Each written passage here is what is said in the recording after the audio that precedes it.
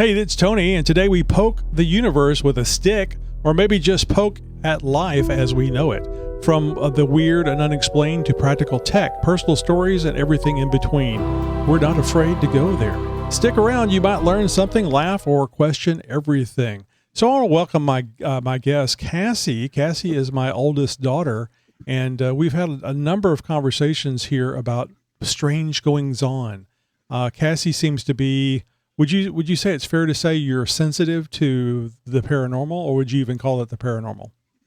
Oh, I would just say I'm sensitive overall. So several things have happened, and it's not just here at the house. I think that I made the joke with you a long time ago when you were much younger that I didn't understand why you were having issues here, because it's not like we're on ancient burial ground or anything. Even this house had been here for 100 years or anything like that, because this is literally a field with cows in it before they built this house. We are the only people that have ever lived in this house.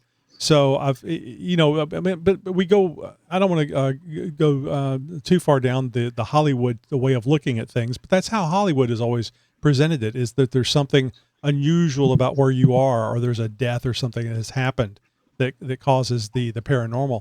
But that hasn't been the case with you. No, I actually really liked that you had brought up the point that maybe it was a haunted cow. Instead of saying boo, it was saying moo. Moo, right. Yeah, that was really funny. I think I've repeated that joke. I won't lie to you. I did steal it. Oh no, I tell you all the time. You can steal that joke, and you guys just but I don't roll like your telling eyes. you. I don't like telling you when I do. It gives you too much power. Now let me back up a second here. You have been having the paranormal stuff before living in this house, and from when at a very young age. When was the first time you remember something unusual happening, and could you even identify it as being paranormal? I remember a lot of stuff with. I remember stuff at Grandma's house. I remember having very vivid dreams, but I don't remember. Well, I didn't think that they were weird. I accepted a lot of them for what they are, because I think I was generally just afraid of a lot of things. There's a lot of times that I would just be like, yeah, that's scary, and I'm just going to cry about it because I don't know. I don't remember anything particularly super weird at the old house. I do remember seeing things at Grandma's house, specifically on the ceiling. But I always thought that maybe it was the trick of the light, or because she had that weird, I don't know what it's called, but like the weird texture on the ceiling. Right. So exactly that texture, a pattern. Yeah. Yeah. So I remember just thinking, and I think that's probably where it started, where I started to like second guess a lot of the things that I would see. How do you know whenever something weird is going on? You're young, you don't know what to expect. You know what's scary to you or not, but you don't know if it's just something that you have to get used to or not. So, but anyway, you started noticing things at a very young age. Like, I guess that your memory is actually pretty good. So you probably can go back to 4 or 5 years old. Yeah. I remember, I referenced Grandpa a lot, your dad. Mm-hmm. I remember thinking about him quite a bit, and it was never like a longing of wishing I could meet him. It was just like, I would talk to him a lot. I don't remember him talking back, but I'm pretty, in my head, I remember knowing that he did. Mm-hmm. So I would talk to him just like in my room or wherever. I remember this happened at the house, but I think I remember telling you about it. I was really afraid of the dark, and I sleep with the hallway light on. And I remember there was one night I couldn't sleep. I was so scared. I was terrified, and I didn't know of what. And I finally got up the nerve to look at the doorway, the well-lit doorway, because the hallway light is on. And I see two little lights, like at the top of the door. Right. And they look like positioned in a way of like eyes. And I remember thinking, I don't know what that is. I don't like that. I don't want to know what that is. I'm scared. And I remember, I think that was when we had the bunk bed still. So Mandy's sleeping right next to me because Mandy didn't sleep in her bed. Right. So we were both at the top bunk, and I was this is when you staring guys at were it. sharing a room when the boys Yes. lived here, right? And I Yeah. just want to tell the audience real quick. My dad passed away of lung cancer on Father's Day. I was 24 years old. So my dad, your grandfather from my side, never got to meet you or any of the other children, any of the other children, and or your mom. So Yeah. that was very sad for me. But anyway, go ahead. Yeah, I remember being really afraid of the weird lights that I was seeing, and I remember staring at them for a long time. I was 100% awake. It wasn't like I was dreaming it. I remember looking away and then looking back at them, and they were still there. And I Did knew. you say that? Did you say a color? Did you say they were red? Or I have a picture in my head that may not be accurate. No, they look like a, what is that color? The incandescent light, the really like kind of orangey, yellowish. Yeah, like yellowy, orangey color. So it almost looked like Christmas lights, like just two singular light bulbs from a string of Christmas lights. And I remember thinking that they sparkled kind of, and it didn't even really have a bad vibe. It was really just something scary. Unusual. Yeah. Yeah. And I had a hard time going back to sleep, but eventually I felt like it's not going away. It's not doing anything. So I just wasn't moving. You could just see the lights. Mm-hmm. Yeah. It did sparkle a little bit, but kind of the same way that a light would. Mm-hmm. So I just kind of accepted it for what it was and then went to sleep, and I never saw it again. Well, that was very brave of you. Do you have an idea about how old you were when this happened? Ooh, I think I was definitely in school. So I want to say maybe 6 or 7, mm-hmm. give or take. Yeah. I think. I mean, you've had a long history of being fearful in the house and yes. being in the dark and so on and so forth. Really, up until recently, like maybe. Would you say 2 or 3 years ago is whenever this got better? Yeah, I think so. Before it got better, it got worse. It got to the point where I had to sleep with all the lights on because I could not be in the dark. And then after a while, I think a lot of that stems from me just trying to, I use the phrase a lot, but I can't understand it, and I feel like I can't explain it, so I'm afraid terribly of it. Mm-hmm. So I need to have the only thing that can bring me comfort is light, because you can open your eyes and you can see if there's anything there and feel confident that nothing's there, and you can relax. So yeah, absolutely makes sense. Yeah. So and also too, I want to point out, because again, you and I have talked a lot about this. So I kind of instead of you telling your story, I'm kind of filling in. Mm-hmm. You do the same thing that I do, and I think a lot of people do, is if you experience something unusual, whether it be a dream or sleep paralysis and weird things occur, you try to look for explanations that could explain it, that isn't paranormal, that isn't interdimensional, isn't, it's the normal thing, and you want to be able to understand it. And so you don't go the paranormal route immediately. I actually don't want it to be the paranormal route. I would rather it be like some sort of chemical imbalance in my brain, because at least then, again, we have a diagnosis or something. But yeah, I'm always open to being wrong about it. So I always come to you with those things to basically say, hey, maybe I'm not seeing it right, but this is what happened, and it's kind of weird, and I can't explain it. And I think that helps a lot. When we used to watch Ghost Hunters when I was younger, that helped me a lot too. But you were having these experiences before watching Ghost Hunters. It wasn't something that was brought about because of the show. Yeah, for sure. It was well before then. Absolutely before then. Did you notice any changes after watching Ghost Hunters, or did it help you think of, well, maybe there isn't a rational explanation for things, just like there isn't always rational explanations on Ghost Hunters? I think it helped me understand that sometimes paranormal things can be explained, and a lot of times they can't. Mm-hmm. And whenever I couldn't explain it, it was like, oh, so maybe that really did happen. Because I really did tell myself a lot of times, oh, that didn't really happen, or I was dreaming, or I didn't understand it correctly. So I think if things stopped happening when I was a kid, that I kind of probably would have explained a lot of it away, but it just kept happening. And I said, okay, this is just how tell it the is. people how old you are now. They may not be able to tell because a lot of time has gone by since you first started experiencing this stuff.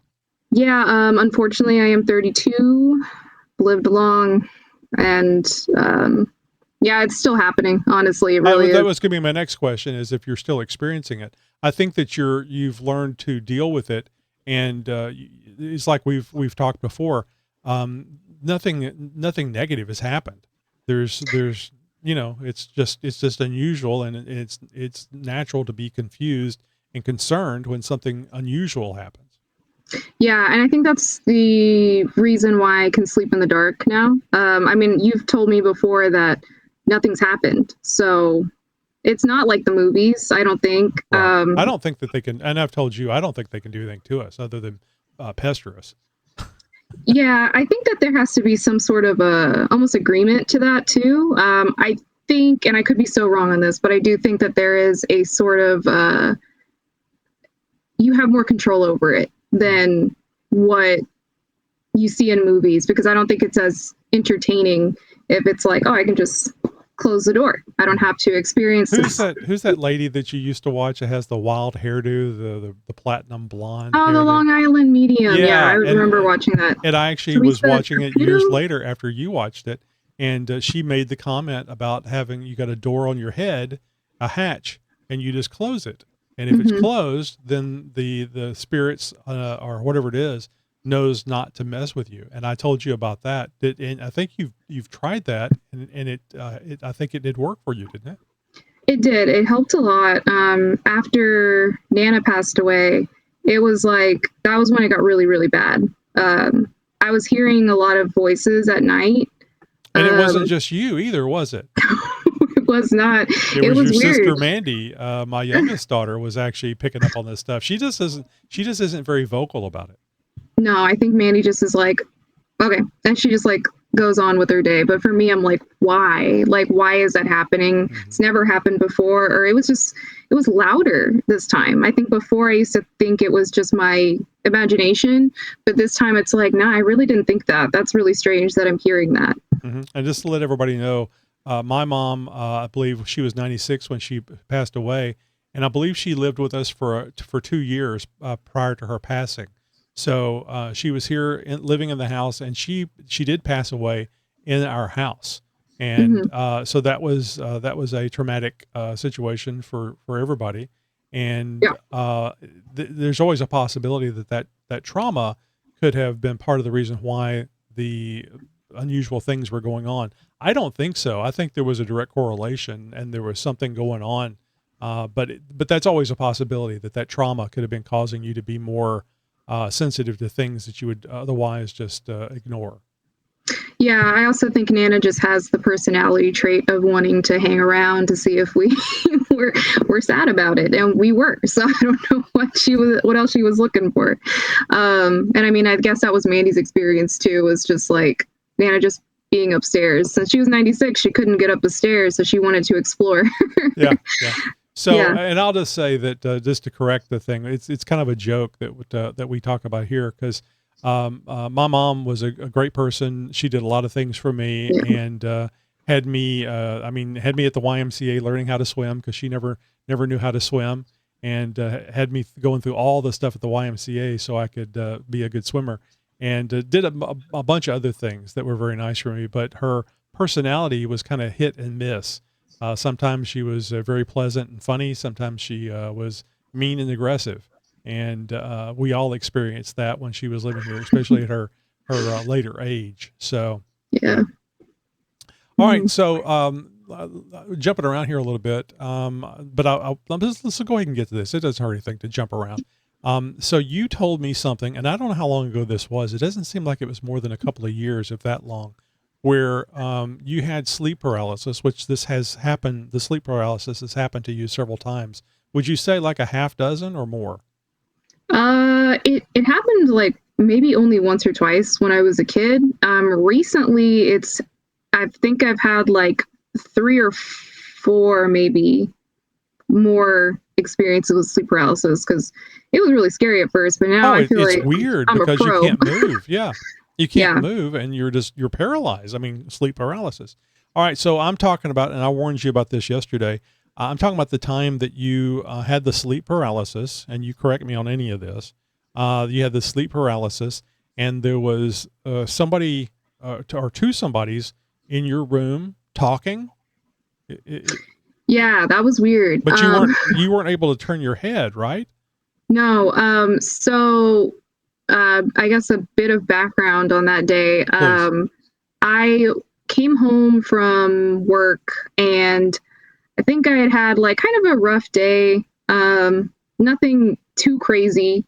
And I was pretty upset, I guess, with just everything in daily life. Nothing like spectacular, horribly happened. Mm-hmm. But I after getting done with that, I took a nap, because I think that's just how we all handle things in this house.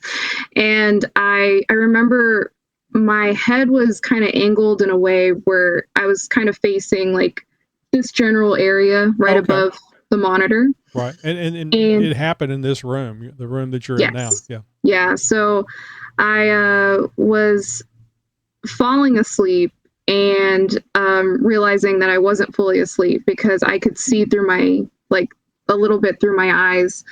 And as I'm in that weird, like, it's like an in-between phase of like being awake, but also starting to fall asleep, but also feeling trapped in my body because I can't move. And I remember seeing this really weird creature, and it was kind of short, but it wasn't standing on its legs. It was actually hovering like right over kind of where this picture frame is right here. It was kind of hovering right there.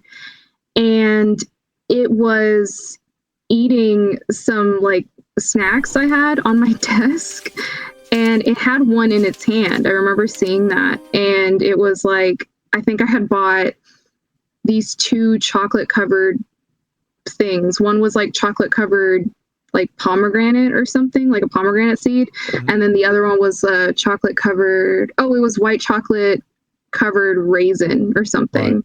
And so I had both of them on my desk, and he was eating both of them. I'm guessing. And he didn't move his mouth. The only thing I saw was him chuck it into his mouth, and he didn't move his mouth.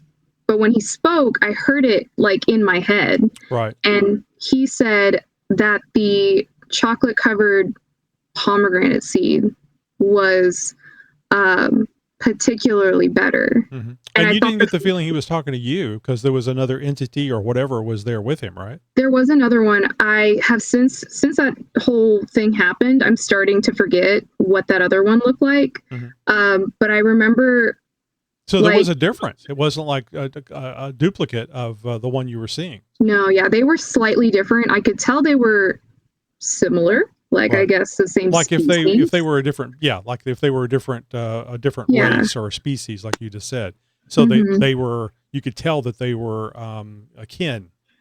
Yes, yeah, and they only one was talking. I don't remember the other one saying anything, and I definitely wrote this down somewhere. Mm-hmm. And did you get the feeling the one that was talking was a female? Because that would make sense. No, the one that was talking, it gave me male vibes. Okay. But I forget what I did. I think I said something in my head where I was like, what are you doing? Like, why are you eating my food? How rude. But I don't remember being afraid. I remember just being very confused. Maybe a little irritated because they were in your room and eating your food. Yeah, a little bit. And I think I had said something along the lines of like, what are you doing? Or like, yeah, I agree. Mm-hmm. Like that one was the better tasting one. And it realized I was awake, or kind of still awake. And it kind of looked at me and was like, oh, you see me. And I remember thinking, oh, am I not supposed to? Like, you're in my space.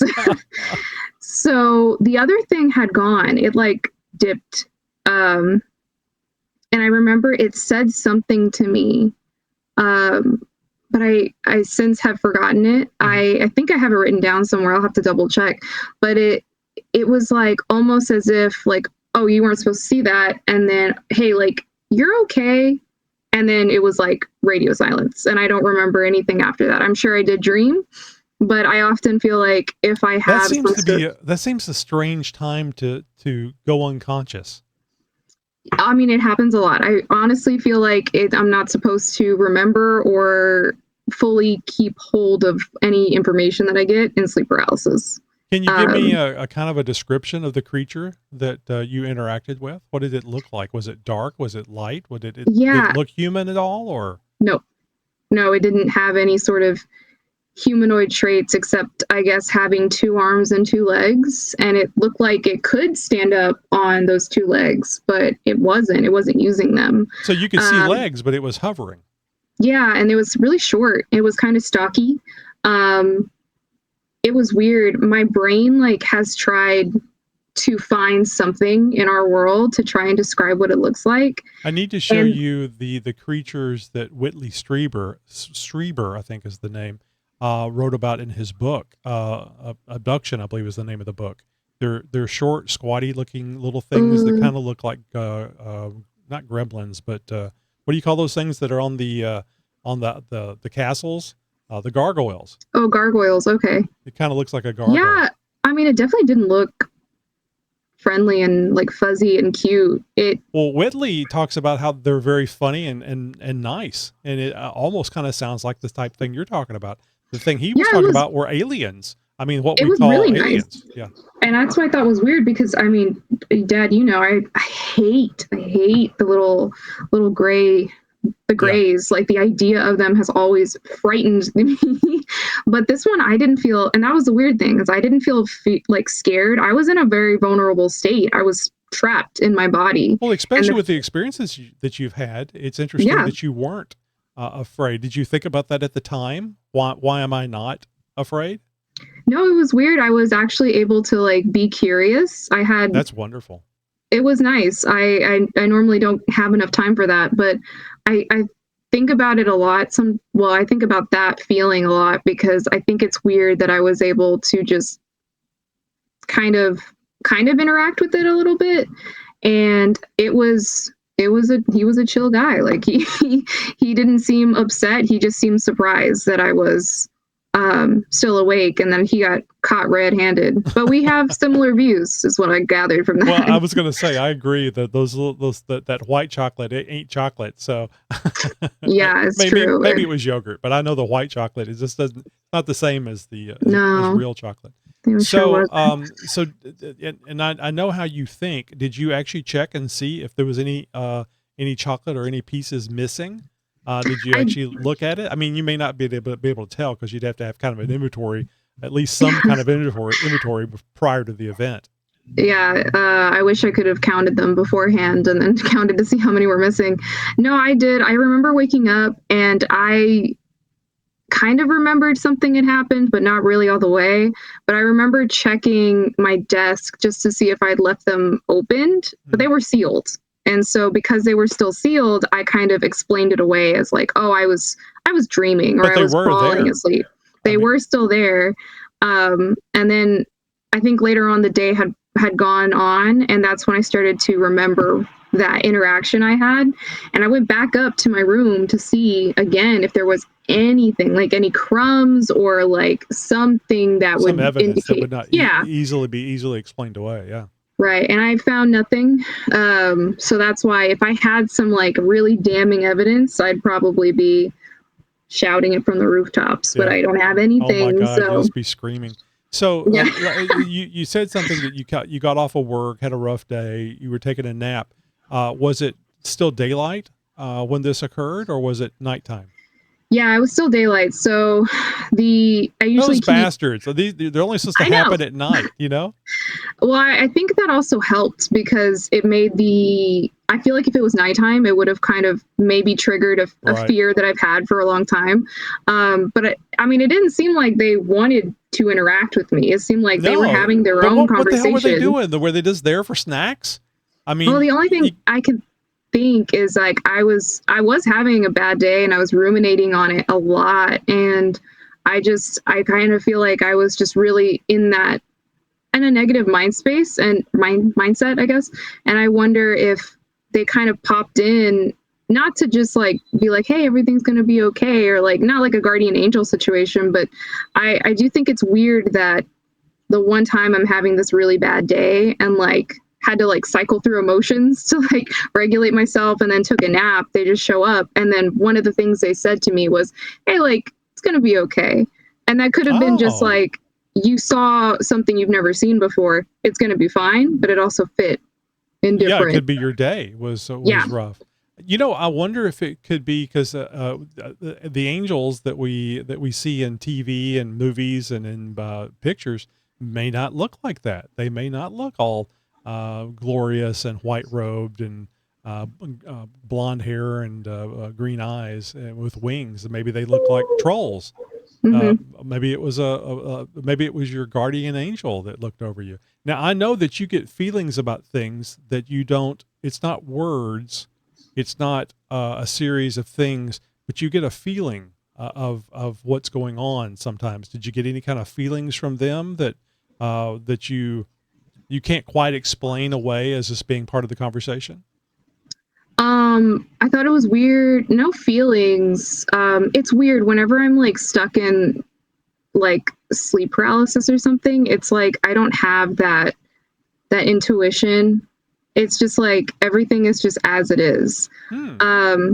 There was only one time whenever I was able to like just know that this is how it was when I experienced sleep paralysis, but not in that moment. In that moment, it was so weird. It was very like almost no feelings, and that's not how I operate. Did you get the feeling usually. You were being suppressed? That maybe you were that they were suppressing your emotions to keep you calm? I kind of did feel that way when I woke up and I started to remember everything. Kind of questioning why you were so calm, I would think. Yeah, I was like, I was really chill about that. I thought it was strange that I was. You were probably very proud of yourself. Yeah, I was like, oh, I'm growing. Like I'm just like I'm just fine with everything now. But no, I think it really was like I don't think I was supposed to see them, but I do think that when it became known that I was seeing them, they were like, oh, hey, how you doing? And go to sleep, please go to sleep. But they were really nice about it. The voice was weird for that little creature. Oh, interesting.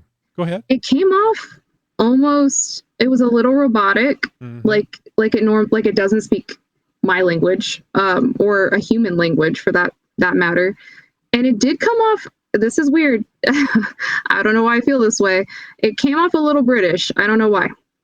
I truly don't. And I think that was another thing, because it had that slight characteristic. I was like, let me explain that away as a dream. Because why would an interdimensional being or an angel or... Oh, who doesn't like the British accent though? I mean, come on. If I was going to speak English, if I had a choice, it'd probably be British or just like a really heavy, like Southern twang for sure. Yeah. So I mentioned how you kind of have this ability to know things, and there's two things that come to mind. One was very satisfying to me because I mentioned that my dad had passed away long before you guys were born. Actually, I guess Danny, my oldest son, was born a couple of years after my dad passed. But it bothered me that he never got to meet you guys. He would have just loved you guys so much. And this is something that you told me recently, that you had this feeling. Do you know what I'm talking about? Yeah, I know what you're talking about. You had this feeling about meeting my dad. I mean, you talked about talking to him, but not interacting with him when you were younger. Tell the audience about what the feeling was that you had. Audience, I hate the feeling. It upsets me more than anything in the world because I don't have any logical explanation for it. And I think it's important that you want a logical explanation. You don't go, oh, fairy tales and unicorns. It's just this the way it is. Yeah. No. I mean, honestly, what upsets me is when the way that I think and how my brain comes up with ideas is I'm very like an auditory learner. So I do hear my own voice in my head, but it's like a steady stream of thoughts. Like I'm not just randomly grabbing things and just like talking about it. It usually starts somewhere and then it just keeps going, almost like a texting thread, but audio. So whenever something from this like intuition or like inner knowing pops up, it is literally usually left field. Like it's I not am the not normal. thinking. It's not the normal discussion that's going on. I got you. No, and the voice sounds different. Like it. Yeah, I don't know what that voice is. It sounds Is it like British? No, it doesn't sound like me. It doesn't sound like you. It doesn't sound like mom. Doesn't sound like Mandy. Doesn't sound like anybody in my life. So it's very strange.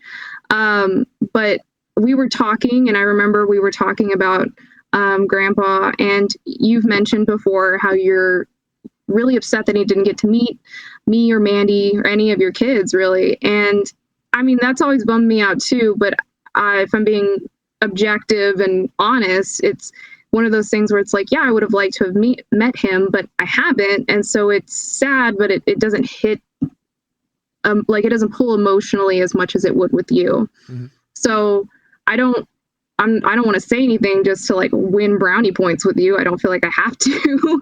So when we were in the kitchen and you were talking about how much you wish Grandpa would have met us, I, out of nowhere, had this thought and this pull to just say something. And I knew exactly what it was I needed to say. And I just said it. It was like it shut off my will for a second. I just said it and I blurted it out. And I said, I've already met him. He sent me here. Like we were together before. And I remember saying that. And I don't know if you remember this part, but I bursted into tears because I felt like, why would I say that? Why would I say that? And I'm just like running through my head trying to feel like, very interesting. That's not the way I remember. I didn't remember that it was something that you had no control over. I don't think I told you that because in the moment I was freaking out because I didn't know where it came from. Mm-hmm. And I think at that moment I was really just considering like, what kind of mental illness do I have? Like, what's going on? And well, there's talk about this, not to make you any biblical person, but there's talk about this in the Bible where people have these messages. They are prophets and they say things or they write things down that they don't really have knowledge of, and mm-hmm. they're used as a tool to get this message out. And it almost sounds like that's kind of what you went through. It was very strange. It was a very strong feeling, and it felt like I find that, and I feel like I'm making myself out to be like a really like emotional person. I think I am, but I got it together. But I feel like if I feel something and if the voice tells me something and I still want to question it, it'll bring me to tears a little bit. And that's how I know it's this is kind of a real thing. And it sucks because I don't have there's no rational explanation for it. So, I mean, even now, like, I feel like it couldn't be easily explained away.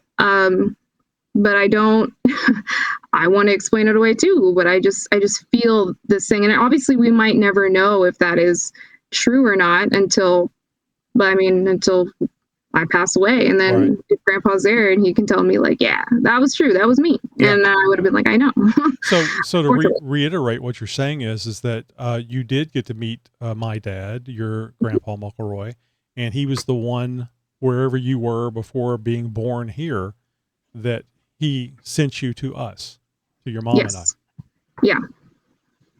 I do know that. I don't know anything else. And you were kind of like an observer, really, in this thing, because it just came to your head and you had to say it. Yeah. So it's not even like something you thought about prior. It was just something that came to your head, and it came to your head because we were discussing it. Mm-hmm. Yeah, I did. I mean, it's one of those things too. I think I started to cry in that moment too, because I felt like it's almost like imposter syndrome. Like I thought saying something like that when somebody is missing their parent or like reminiscing on that is horrible timing. And that's kind of it made me feel very good. I mean, it was wonderful to hear. It was a wish that I had. Yeah. And in my head, I was thinking like, I don't have any evidence for that. So saying that is almost like manipulating or like playing with somebody's feelings. And so I said, like, that's crazy. Like, that's a leave inside your head thought, like, don't, what are you doing? But it was weird because I've had instances where something pops up and I hear the voice or I feel the feeling and I can easily make the decision to not say anything. Sure. And I just keep it. And that's just something and that nothing makes you say anything. I mean, it doesn't come back and keep bothering you about, you need to get this out. So let me, I don't want to make you cry, but this may. So your grandpa on your mother's side passed away about a year ago, just after his birthday. His birthday is December 25th.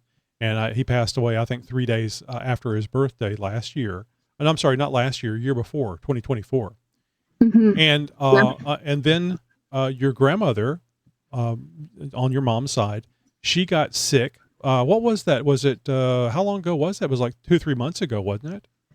Yeah, it wasn't very long ago. Right. She had gone to the hospital and then they were like, oh no, you're fine. And then I think 2 or 3 months after that, that was the really big stay at the hospital. And she literally passed away and they don't know if it was a seizure or what it was, but she literally passed away. And it's fresh in everybody's mind about your grandfather passing away. So they brought her back. She was in the hospital when this happened. They got her back fairly quickly. And tell me about the voice that you heard. And you were driving your mom. That's why I'm laughing, because it was such bad timing. Yeah. So we're just happy that she was brought back. We're obviously very emotionally, but you're still concerned. Charged. I mean, she passed away. Yeah. And is this going to be a snowball effect like what happened with your grandfather? So right. The emotions were high. You were very concerned, and your mom obviously was too. Yeah. So I was driving her home from the hospital whenever we needed to leave. Mom is getting after me because she says I'm not leaving enough room in between other cars. And I'm not arguing. Yeah, I'm not arguing. I'm just, obviously we all went through something really traumatic, but I'm trying to be extra sensitive. It's mom's mom. Yeah. And so I'm letting her, and I'm driving, and I remember I'm just in my head thinking, and I'm kind of rehashing over just everything that's just been going on and how horrible this all is. And the voice comes into my head and said, hey, your grandma did try to pass, but your grandpa was there and he told her that she couldn't come just yet. And then they argued. and we know it was really funny because they would argue quite a bit, and it was kind of a joke in the family about how they would argue and call each other names on occasion. And then I remember hearing it, and I asked it back. What do they argue about? I don't know. That was the first thought that came to me. What do they argue about? Yeah. And it felt like it got ripped away from me. I hope they didn't get punished. Yeah. And it just went away. And I remember thinking oh my God, that's huge. And you're driving. I mean, you're doing stuff. Oh yeah. It's not like you're just going to sleep or anything like that. It's just you're actively doing things. I'm receiving this message in real time as mom is still giving me a hard time about not leaving enough space. And I did not hit the brake once. Yeah. I kept that. And I remember thinking I should tell mom, but again, oh yeah, that would be tough. It was too raw. I didn't want to come off the thought of being wrong, and I guess being somebody feeling I'm manipulating it in some way. I don't want to. Attention so a lot of seeker, times, yeah. Yeah, and I don't want that, so I just kind of kept it to myself. And I think I don't think I kept it to myself very long. I think I came home and I went and I told you immediately because I was just I gotta tell somebody. Well, we talk about this type of stuff crazy. All the time, and I'm not going to judge you. I'm going to try to help you with it and think about it with you. Mm-hmm. So, I mean, since then, Grandma has confirmed that that was the next thing. It was a couple of days later, right? Yeah, she did confirm that she saw Grandpa, and Grandpa told her that she couldn't come just yet. And she did not confirm if they argued, but well, she's not going to. Yeah. So I just know that to be true. She's been missing him so much. I mean, I think that they were married when Grandma was quite young. So they have had probably a 50-year or at least a 40-something year marriage when this happened. Yeah. So this is a critical question that I don't think I asked you before. Now, this happened after. Was it before or after the thing where you heard about my dad sending you down to your mom and I? The thing with Grandma. Mm-hmm. Oh yeah, that was, I think when we had that conversation, that was about a year or two prior to Grandpa passing. About the conversation or the telling me about my dad sending you down here was a year or two prior to the grandma thing. So So let me ask you this, and it might have been too far away, but was it the same voice, or did you get the same feeling that it was the same entity or voice that was talking to you? Yeah, it's the same voice. It always has like the same. And it's not a robotic thing like the creatures. It's no, this one sounds human for sure. It sounds. Is it male or female? Yes. It doesn't really. There's no distinctive tone that makes perfect. it sound. I mean, that's a fine answer. I just thought it would be more detail. If you I just never thought about it that way, honestly. It just in my head, it's just a voice. I don't know. Is it something you hear, like when you hear yourself talking, or is it this kind of information that comes to your head? No, it's like information. I think the cool thing about like being in 2025, 2026 is that we have access to so much. We're connected to so many people. So I've seen a lot of people kind of describe this as like getting a download. And I do think it has something to do with whatever your learning style is, because it seems like some people get pictures. Oh, okay. And symbols. Yeah, you did say you're an auditory learner. Yeah. Yeah, and I think that that's the best way that my brain can remember and interpret things, is if I'm being told, or if we're having a conversation, I'm more likely to remember that. And for some reason, because I can see pictures in my head, but I don't retain that information. Mm-hmm. And I think whenever I get stuff like that, it is like, I can tell it's not me. And that's the scary part. That's the part where it scares the hell out of me. That's like the schizophrenia fear. Yeah. Who's this other person in my head? Exactly. So, and I haven't asked you this before. Have you heard that voice other times besides these 2 times that I know about, or maybe a time that you've told me and I forgot? Yeah. Sometimes I have used the feeling and the voice for evil. Whenever I went, I think I told you about this, whenever I went to that casino that one time when I was in Washington, I was trying to get it to tell me which numbers to use for, I think they were playing roulette? Blackjack. Oh yeah, roulette. Yeah. And I was like, which number should I pick? And it worked a few times, but then after a while it was like, no, I can't tell you anymore. Did you get that feeling, or you just figured it was funny that it couldn't tell you anymore? It just stopped. Yeah, no, it literally went away. Yeah. And I think it was like, and that's why I think you it's should kind have of at least funny. bought it a drink. I think that would have helped. I know, I should have at least. I didn't ask. Maybe that was the problem. I didn't ask what it wanted in return. That's right. You're like maybe Mom. it's transactional. When we have company, she doesn't ask anybody if they want something to drink. That's crazy. She's gonna hurt you for that. Yeah.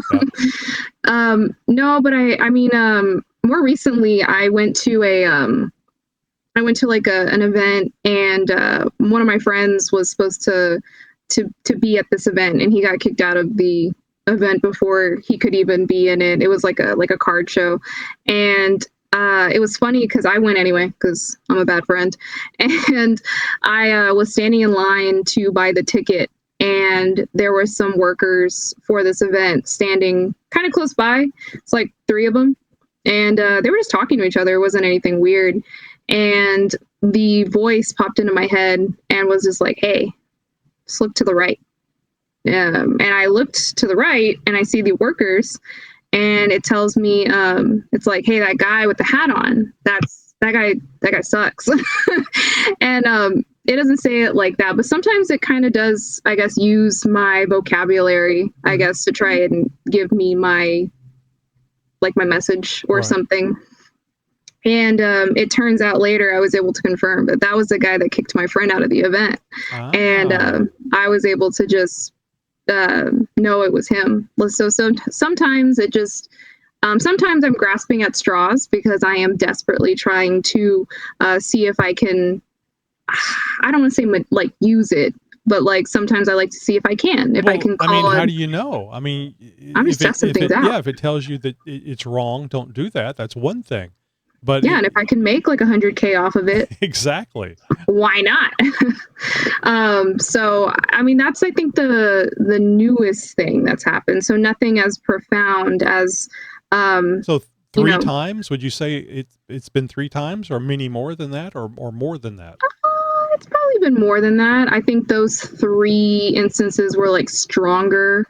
I think it actually is kind of something that's kind of always around me. And it just pops in at certain times. And I don't know why that is. Something to do with more your age and maturity level that you're hearing it now? Because this is, I don't recall you saying anything about this when you were younger. Oh yeah, I don't think it was something I paid attention to when I was younger. I don't know if it has to do with age. I do think it has to do more so with, I guess, just experiencing things. When Nana passed away, that's when everything went haywire. And I do think that because I hadn't experienced death very much in our lives, especially mine, it was very traumatic for me, but it opened something, and it was really hard for me to feel comfortable in my skin, because it was almost as if like the world was different. And it wasn't in a grieving kind of way. It was in a weird, like, everything, I felt sensitive. Like I felt like everything was just like loud, and like I couldn't feel safe. And that's why the lights were always on. I would sleep in the bed, but with my back up against the wall, because I just needed to feel like, I don't know. I really didn't sleep for like the first 3 months after Nana had passed, because it was like, it felt like she was still in the house. And it's like I knew she was still in the house. And there's something really unsettling about somebody being in the house, but not really being in the house. Right. And, so when you said everything went haywire, how could you describe that? I'm thinking that somebody went from this dimension, or the living world, into wherever we go when we pass away. And I'm thinking that maybe you're being adjacent to that transfer from one side to the other.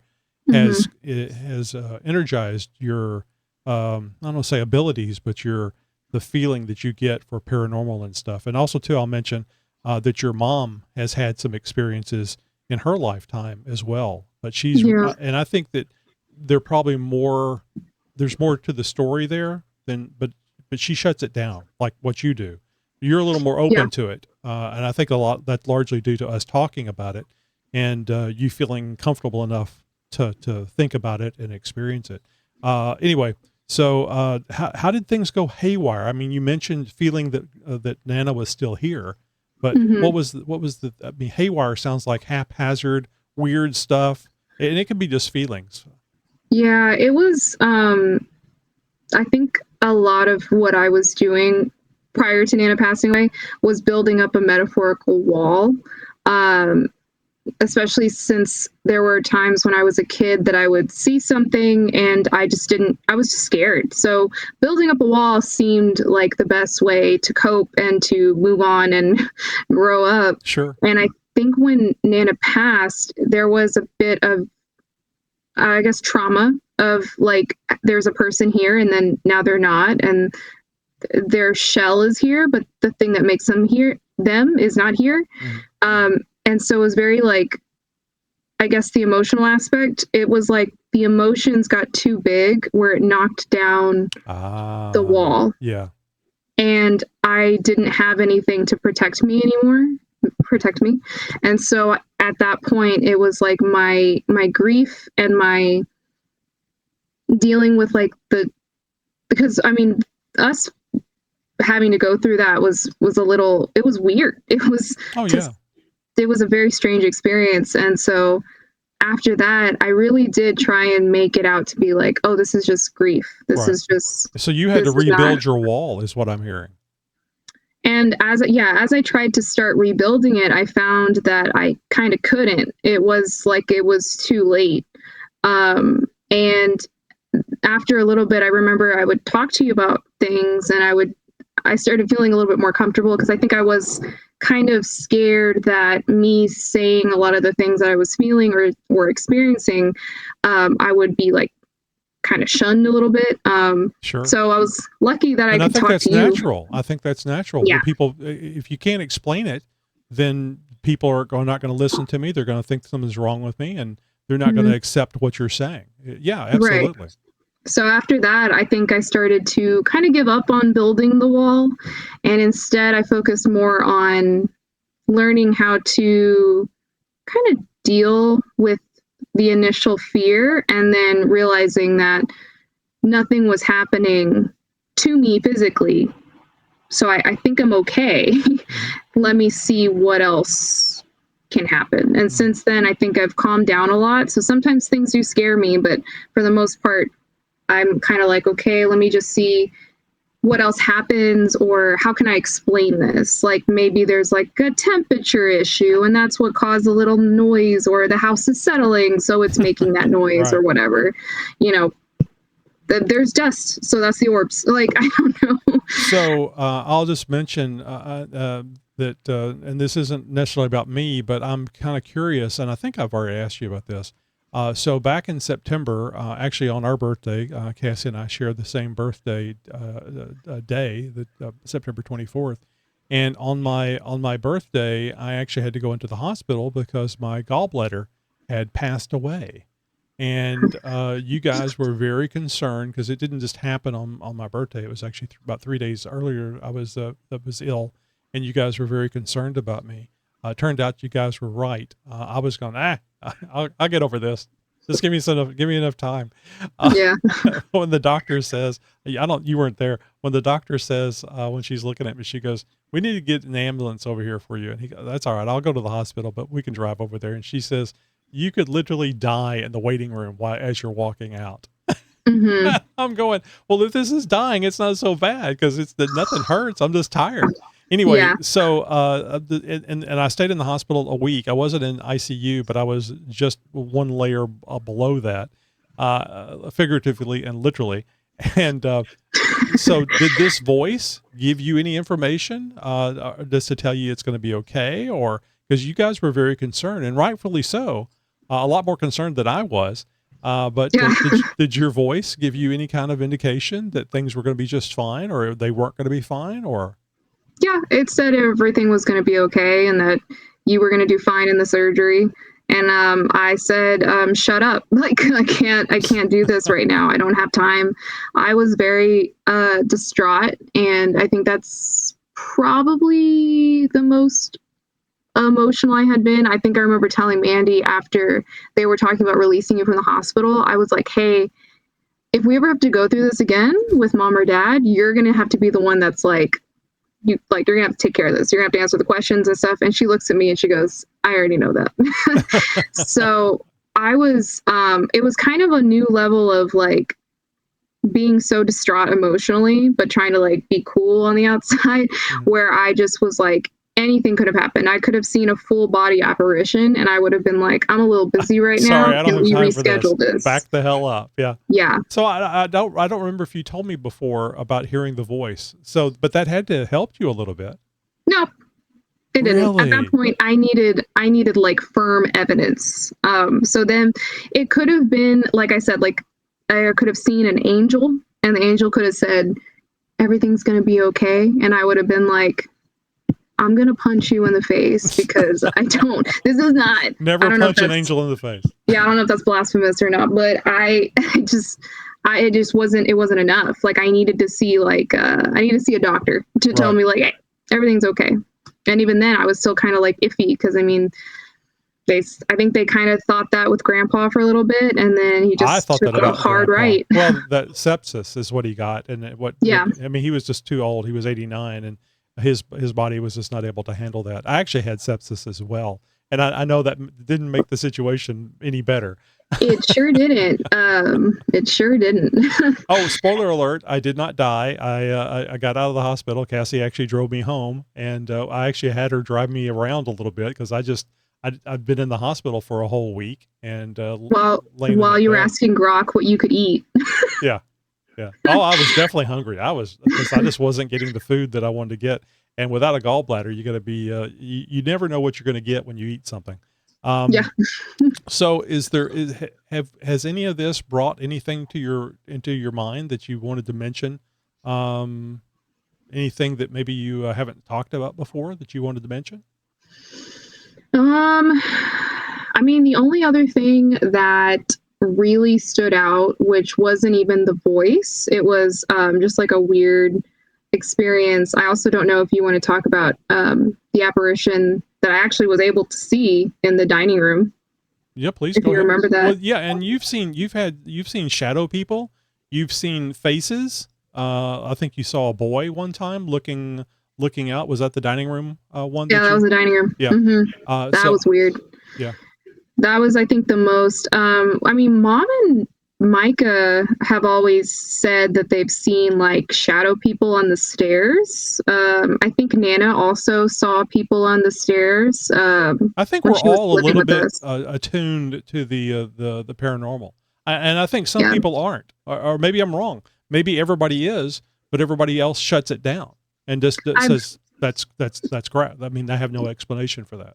Right. I've always thought that. I think that's something like that everybody has it. It just depends on, are we cultivating it? Are we like okay with it? Are we just going to experience it? Or are we doing the whole thing where it's like, well, it's not logical, so that's nothing, you know? But yeah, I mean, there was that one time I was in the kitchen, I think it was eating like cheese or something. And you and Mom were in the living room. And I just so happened to look up, and I literally saw like the face of a boy. I think it was a boy, his short haircut. And he just like kind of went out of, there's like a lamp right here, which is the crazy thing, because it's like a lamp. And then he peeks out and then kind of goes out really quick. And and there was nothing there blocking him other than the lamp. Very much like a interdimensional thing coming into our dimension and leaving it. Yeah, I'm very much looking at me, and I mean, later on, I felt like maybe I was being rude. I should have offered him some cheese, and that was my bad. I've since apologized. I don't know if he got the apology, but yeah, like How old would you say the child was? Probably. I mean, honestly, I think they were probably more like maybe like 10. Mm-hmm. Black hair, blonde hair, brown hair. It looked like black hair. I could not tell if they were like what race. Like I don't know that much. But I'm thinking Eddie Munster, which you probably don't get that reference. I sure don't. Yeah. But yeah, like just in and out really quick. And I think the craziest part of that whole experience, and like I'm really proud of that, is that I was able to see it. And instead of being really afraid of it, I dropped the cheese I was eating. And I went to go see like what it could have been. That's great. Get over there and see what the hell's going on. Yeah. And I was really proud of myself for that. But really what pissed me off was that Buffy didn't do anything. She just wanted the cheese. She could have let me know. And she just didn't care. So that one was really weird. I'm proud of that one. I think the only other thing was, and I don't remember I don't know if you remember this one or not, but it was, the weird interaction I had when I went back to work after Nana passed away. And somebody had let me know just off the bat that there was life after death. And that's right. I forgot about that. Tell that story real quick. So Nana had passed away, I think on like a day I came home from work. Your mom's birthday. I don't remember what day it was, but it was her birthday. Yeah, and we had convinced Mom to go out and enjoy her birthday with her friend. Mm-hmm. She didn't want to leave Nana. Nana hadn't been feeling well. I was in charge of watching her. And I was supposed to go wake Nana up so she could eat something. But when I went and checked on her, she was sleeping so hard, and I just thought, okay, well, I don't want to wake her up. because she hasn't been feeling well, and I don't want to do that. She had a weird day that day. Yeah, she was acting unusual. When mom came home, went to go check on her, she was not there anymore. When I checked her, she was rigor mortis had started setting in. She had been dead. Yeah, yeah. I remember that was about 8 p.m. I had to be woken up because I was taking a nap. Yeah, I was. Yeah, that was rough. But so luckily, I guess I say she passed away, and then I had 2 days off from work, so I was able to be with the family and start, doing whatever we needed to do for that. When I went back to work, I remember it was that was when I was working at the restaurant, so I was serving at the time. Mm-hmm. I went to work, and I think the other server was running late that morning. So I set up everything, and somebody walked in the first table of the day. So I went to go take care of them and sat them in my section. And I remember thinking, okay, I feel okay. This is still a little weird. It's still a little strange. It was mostly strange. And, but I wasn't really thinking about it. It was kind of like, okay, let me do my job now. So I sat these two men in my table, and one was, they were both like middle-aged, I guess. One guy, and the other one, it was his brother, is what I found out later. But his brother was like handicapped in a way, like mentally handicapped. Mm-hmm. And they sat down at the table. I went and grabbed some coffee and offered it to them. And when I looked at, I poured the coffee, and I had asked if they were ready to order, if they needed a few more minutes. And it was so strange because up until this point, the first guy was talking to me the whole time. The other brother was not really looking at me. He didn't really, yeah, he wasn't really indicating that he even was really acknowledging me, which is fine. I don't care. I need to communicate with somebody just to get the food order. Right. And when I asked them for the order, I remember the brother who had not acknowledged me, he finally looked at me, and he looked me in my eye, and he said, "There's life after death." And I just looked at him, and I said, huh? I'm like that cat from that meme where he's like, huh? Yeah. And I'm like, huh? And it's like, it was like a bubble was just around me and this guy. Like the other guy was not included. It was the weirdest thing. It was like he didn't even really acknowledge that anything was said. And so I thought I was crazy. Sure. And I just said, I'll be right back. And I like literally walked away. And I'm like freaking out. My heart's beating really fast. And I'm trying to figure out, like, did I just hallucinate for the first time? Couldn't it have been something cooler? Like, and it was like, no, this was real life. And I remember I asked my manager if she could go get their food order.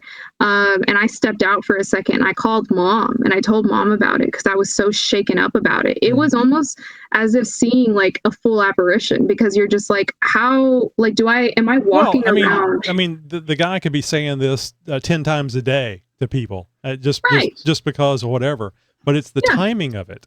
And it was the fact that the other guy didn't even acknowledge it. Like, well, he's heard it so many times. Yeah, but to a stranger, that's like when you say a joke at a restaurant, I'm like, aha, like I acknowledge it. Right. So it was very strange. It was such a weird interaction. And I've always told you, and Mandy, to trust your feelings. And this is exactly what you're doing with this event. I'm just kind of going it from the audience standpoint. We'll say, well, that guy could be saying that all the time.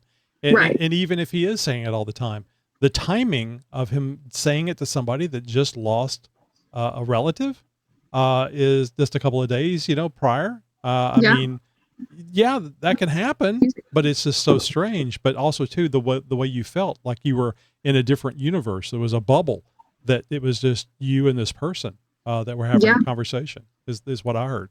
And even after we served him the food, and he still never acknowledged me after that. It was like, interesting. It was very weird. And I really, like, even now still think about it. And I'm like, that was just such a weird event to happen. Mm-hmm. in such a weird way for Nana to let me know that everything's okay and she's doing fine. Doesn't sound like her. Sounds like she would rather suck up all the birthday stuff by dying on your mom's birthday. It does sound like she would have. I mean, it was a bit more. It had a bit more flair to it than I said. I guess. Well, she certainly was a character. I mean, yeah, she was. So I mean, yeah, for sure. Mean or nice, she was always a character. So let me ask you this: we got people watching, and maybe we have some young people, maybe we have some people your age or even older that haven't dealt with this yet. So what would your advice be? Would your advice be to build that wall and stay behind it, or open up and learn how to deal with this stuff? I mean, it doesn't sound like anything that you've experienced was dangerous. Nothing's told you to, be stabby, kill the family or, yeah. or anything. So what would your advice be to somebody that is going through the similar type things that you're going through? I would say if you want to be a normal member of society, you should definitely build that wall. And let me be clear. And you should just ignore it. But it hasn't been scary. I do think it helps that the house wasn't built on Indian burial grounds. I think that it could have taken a turn otherwise. But I'd forgotten that joke. Moo instead of boo. That's pretty funny. Yeah. I'm surprised. I guess it just writes itself. But I do think that it's nothing that we need to be necessarily afraid of. I think it's only scary if you give it that energy of it being scary. I think we have way more control over it than what we're told. I could be wrong on that, but I've always felt like maybe we're not like sitting ducks. Right. We're a little bit more protected than what most people think. Mm-hmm. So I think we're very powerful beings, and that's the way God made us. And I don't think God is going to let anything happen to us that isn't part of His plan. So I think you'll be just fine. And I've told you this, and I envy you in what you experience. I don't have a voice like you do. I don't even hear my thoughts like you do. I don't. We discussed this recently. It's very loud. I had no idea that people can literally hear a voice and literally see things in their head that is the same thing as seeing it in real life. I figured everybody was like me. Turns out I was looking this up the other day using Grok. I think I'm in the 1 to 5% of the people that do not have those abilities. So. Oh, okay. Yeah. I didn't tell you about that. No, yeah. That's all right. Wait, so you just have thoughts or? Yeah, no, I don't see things and I don't hear voices. The only time I see things or hear voices is when I'm dreaming, or in that in-between time, like what you were talking about, when I'm going to sleep. Peaceful. Yeah. Envious now. So I really appreciate you talking about this. I think that we could probably talk another hour about this stuff. So if you'll consider it, maybe we can do this again sometime here in the future. Yeah, absolutely. You know where I'm at. That's right. Cassie, thank you so much for being on the first episode of the Tony Muckleroy. I don't know, we come up with an actual name yet. It's basically, I love doing interviews, been doing the interviews for the Jeep Talk Show for over 15 years, and it's just a lot of fun. But sometimes it's fun to ask questions that aren't just about Jeeps. I love Jeeps, they're fun, but I have so many questions about other things. So thank you for going through this with me, and we'll see what the audience reaction is like. Are you available for people if they want to reach out to you? Oh, sure. Like That's fine with through me. social media or something? I mean, would you like to tell people where they can find you on Instagram? Yeah. My Instagram handle is probably something that you'll need to write down because it's pretty complex. It's my first and last name. It's Cassie Muckleroy. That's it. If you have any questions, that's fine. I can try and answer them.